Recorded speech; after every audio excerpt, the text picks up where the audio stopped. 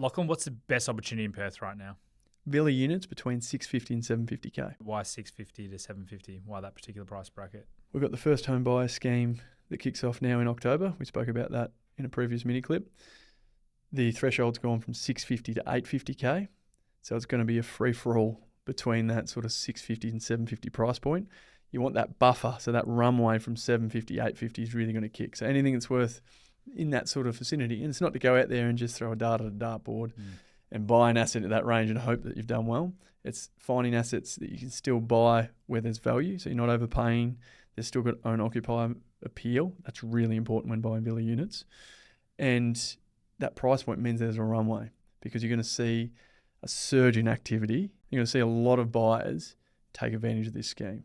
And I think it's really underestimated how significantly this is going to impact the market. Yeah, it's fascinating. And even just hearing you say that, you'd probably want to aim to the lower end of the scale because the market's moving so quickly. If you're coming in at a 750 budget, by the time you're able to get an asset, you're probably looking at it.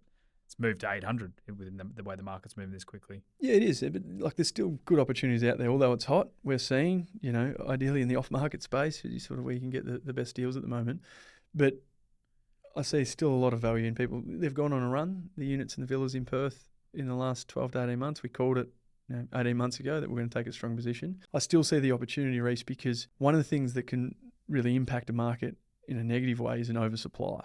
And you could see this in different segments of the market, potentially out of fringe house and land packages where there's a lot of supply that come on.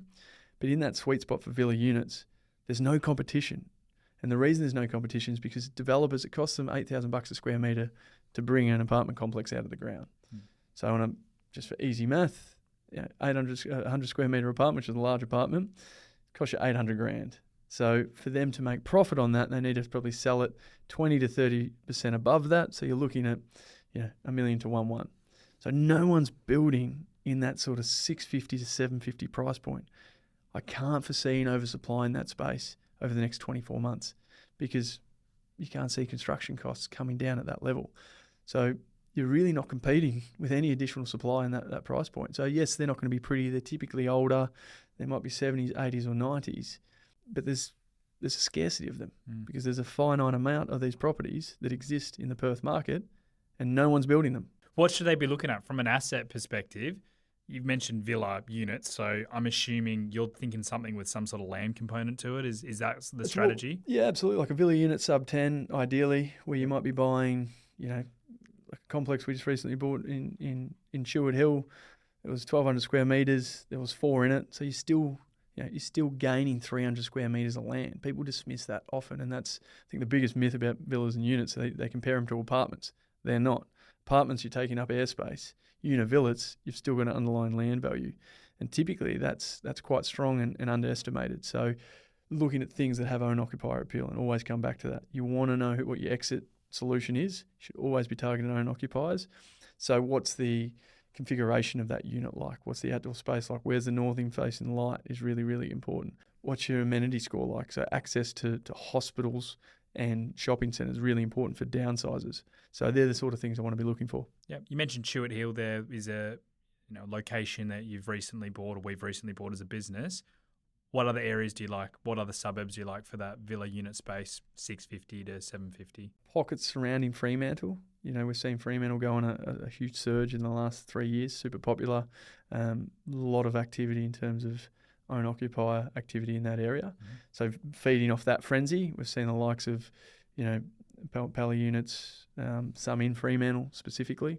Also like Scarborough, I've made that pretty public that I still think there's a lot of value there because you get the coastal appeal and you can still pick up some really, high land value content units there, and that's really important.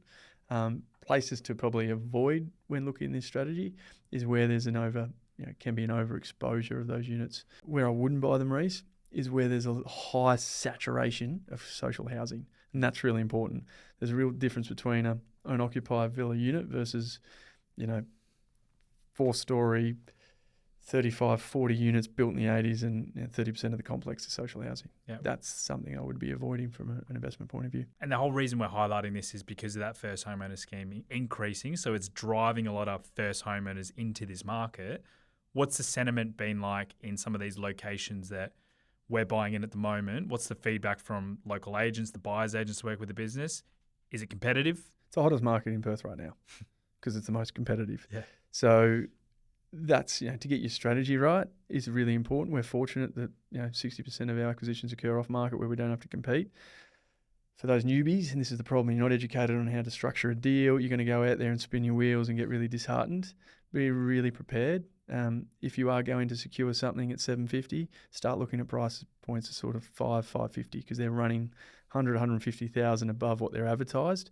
So you want to fail quickly when you're a newbie, because if you spend 6 months looking for this, you're going to miss 10, 12% of the market very, very quickly. I love your strategy about getting in sort of 100K below what the cap is going to be to give that clear runway. 150.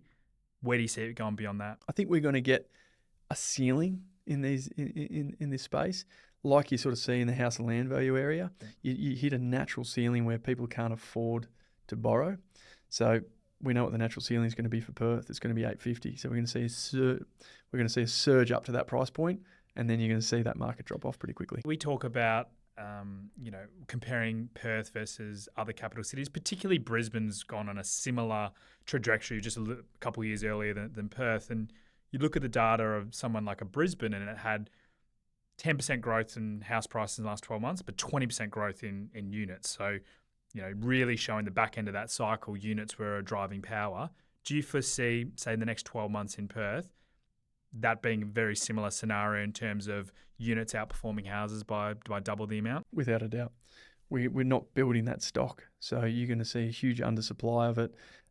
It's an affordability play. It's a scarcity play. So without a doubt, units will outperform houses in Perth over the next 12 months. Okay, Lachlan, you mentioned the Chewett Hill example where there was 4 there, but if you were a first-time buyer or a first-time investor in Perth right now, looking to take on the similar strategy to yourself, where would you be buying right now? I've spent every weekend meeting and greeting agents in Scarborough, trying to get access to opportunities that they have potentially coming off market. Beautiful. You've been listening to a Folio Property Podcast mini-series.